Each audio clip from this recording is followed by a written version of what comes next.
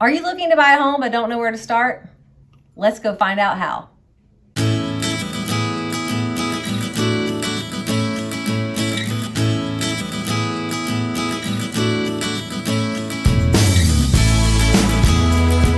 Hey guys, it's Barbie with Beach Life with Barbie, your everywhere coastal realtor. Thanks so much for being here this week. If you're new to my channel, I share what it's like to live at the beach and how you can buy, sell, or invest here and make it your reality.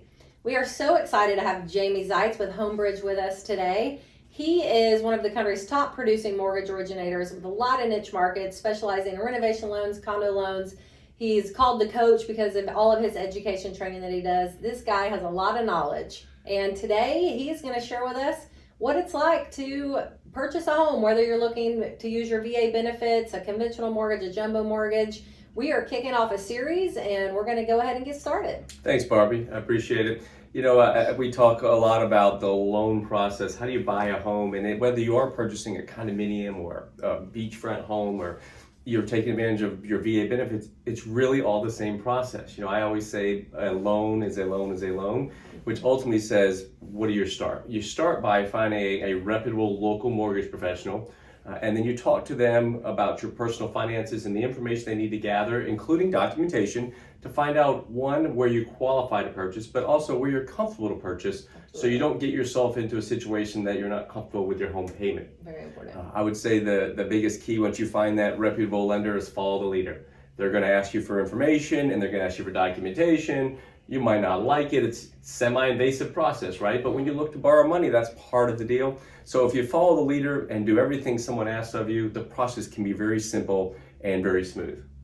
Awesome. So some of the documents that you will be asking for are? Sure, we're going to ask you for 30 days of your pay stubs, 2 years of your tax returns and W-2s, your most recent 2-month bank statements, things that maybe you don't keep around the home on a regular basis, but we're in the internet age, right? It's not very hard to click and get most of that information, send it securely to the portal, and little you could be pre-approved for a home loan in as little as 30 minutes. Wonderful. So what about, what can you speak on in this term we hear, debt to income ratio? Yeah, so when you're evaluating somebody and their ability to purchase a home and afford a home, we're going to look at your debt from your credit report versus your income from your wages. And there's a balance there to make sure that you can afford the home and are comfortable in the home. Now, there's a lot of misinformation out there. Some people read the internet, which can sometimes, be misinformation, and they'll say, this is all I can do. Don't ever take that as a blanket answer. Make sure you talk to a local, reputable lender and find out the truth where you fit in with your debt to income ratio and your qualifications, your specific scenario. You know, I always say, don't talk to Aunt Sally or neighbor Bob, because everybody has their own journey and their own path. Make sure you check on your journey and your path, because it's yours personally. Very good point. So one thing that I have ran into in the past, and I'm sure you have as well, is you're getting close to the end of the process, about to close on that home, and then oops, all of a sudden someone has went out and purchased a new car. Well, yeah, obviously, fortunately, it doesn't happen in our world because of the preaching we do up front, but at the end of the day, when you're looking to make your major purchase in your life, we always say no large purchases, no major changes in your finances, no quitting your job, all the things that we want to say are common sense, but it's not common sense because people don't know that. So we want to remind everybody who's purchasing a home, let's lay low, let's walk through this together. If you ever have a question, reach out to me 7 days a week, text, email, call, and I'll answer that question for you. And you'd be amazed at how many people take advantage of that, and they shoot you that text on Saturday afternoon before they go shopping. Should I buy this Range Rover? Right. Give it 30 days. So how long is the process? How long does the process normally take? Well, that's a loaded question. You want it to be a standard kind of 45-day process so everybody has a chance to go through the actual details. But you see a lot of contracts written for 30 days in this market because it's so competitive. Right. I would allow yourself that 45-day window in most scenarios so everybody's not stressed out and running in 10 directions. The most important thing is communicate.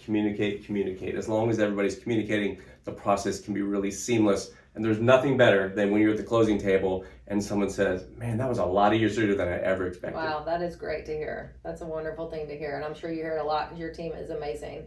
So what are the costs involved with this process? Well, I mean, again, everybody has their own journey. But when you purchase a home in the state of Florida, there are standard closing costs.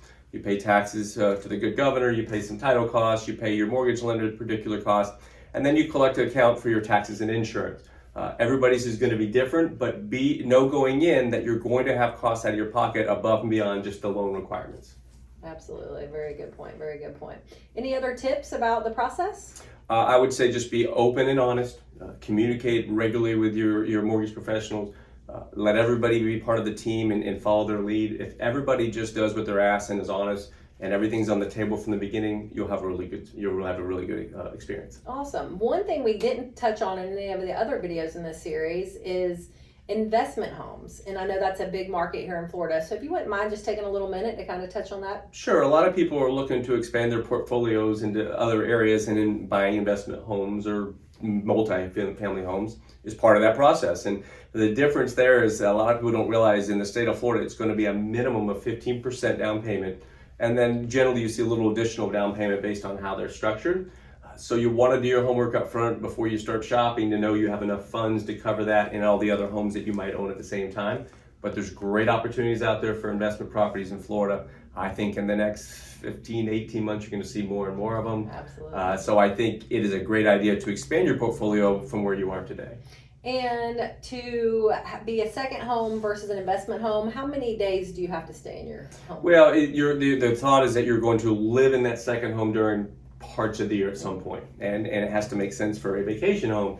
But where Florida's a vacation home area, Exactly. A lot of people, they might live in town in Jacksonville and then buy a beach home, which we just experienced together. Or they might live in North Carolina or Georgia or wherever they're, New Jersey, and they want to buy a condo to come down and stay in 2-3 months of the year in the winter. So it's really a lot more relaxed than people realize.